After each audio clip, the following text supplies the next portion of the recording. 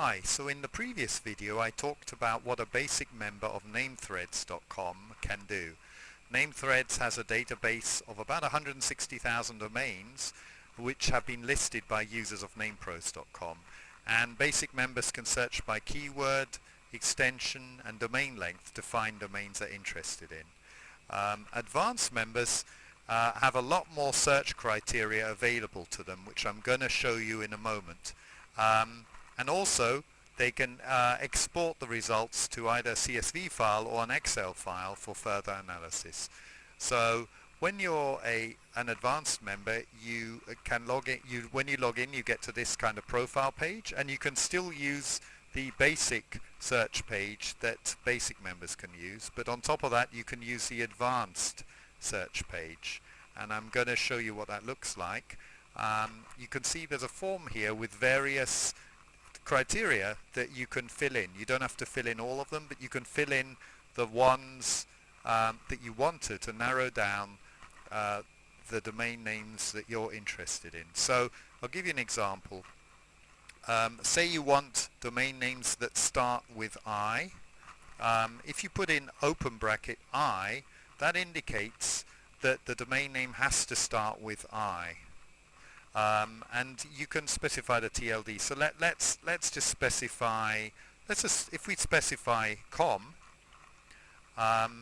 you can see that domains with TLDs that contain .com or contain com are displayed, including ones like .com.tw.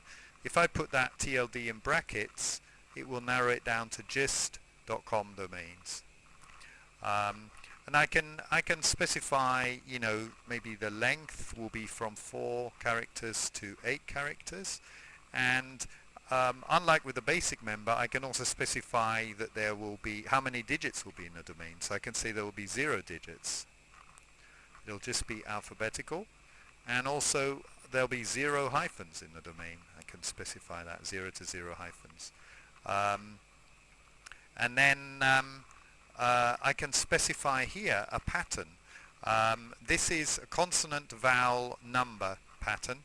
So if I put in, let's say I want only domains that start with a consonant. Well, that's impossible because if this domain starts with I. So we'll say I only want domains that start with a vowel, and then after that there's a consonant followed by a vowel, followed by a consonant, and that's it. So that's exactly the pattern I want.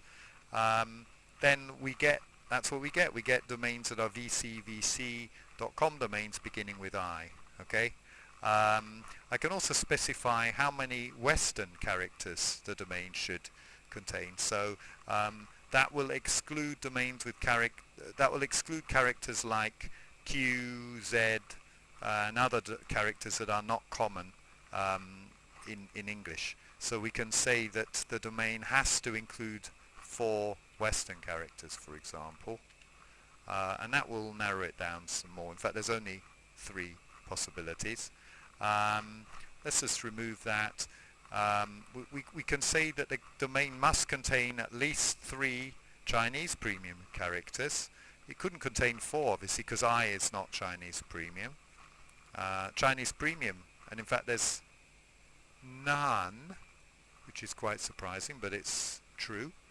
Oh yeah, because there's 2 vowels in this domain name, so it cannot have Chinese premiums are not vowels, so it could only have a minimum of 2 Chinese premium characters.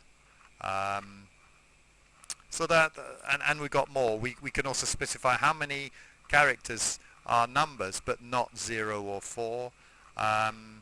And we can also search by domain line. In other words, this is a line in the thread that contains the domain name. So that's what's in the thread, written in the thread on the same line as the domain name. We can search by thread title. We can search by thread category, and lots of other things. So I hope that helps you understand how flexible and useful being an advanced member of NameThreads is.